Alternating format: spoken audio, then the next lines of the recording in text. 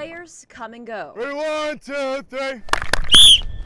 You know, just kind of try to enjoy the times, you know, as everything flies by. It's inevitable for all of college seniors. And I was walking up, you know, the steps, and I was like, you know, I'm counting down the days. Push up! After graduation, some are remembered more than others. He's just got a great way about him.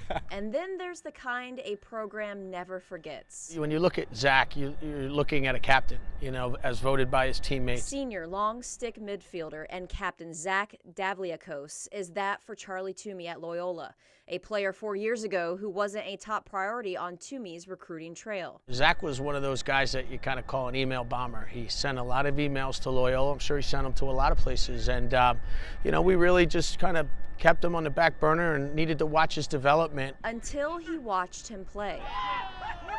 Coach Dwan and I went down and watched him play at a fall tournament in his senior year, and he had 2 or 3 goals. He's running the field, he's picking up ground balls, and you know, it's funny because when you take notes on kids, you tend to write, you know, interesting things, and for him it was great hands.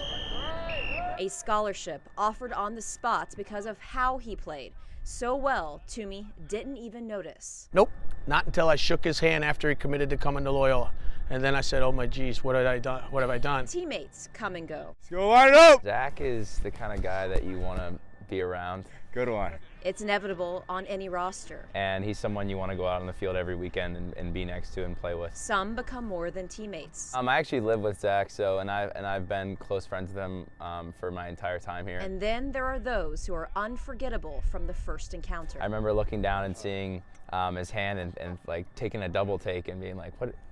Like kind of being like, what's going on there? So I went up and I asked him, I said, hey, like I don't want to be rude or anything, but what happened to your hand? And he said, you know, I got bit by a shark when I was a kid. He was just dying laughing. Did you notice? Zach is missing 3 fingers on his left hand. On your back. I believe it's called toxoplasmosis. So it's just, you know, like just like a birth defect. You know, my 3 middle fingers didn't grow. I think it's from like a sick cat during pregnancy. I think my parents took in a stray cat or like just like housed it, kept it alive for a couple of like, months when my mom was pregnant with me. While it is a disability, that word is not in Zach's or his family's vocabulary. You know, my parents were always extremely supportive in everything I wanted to do.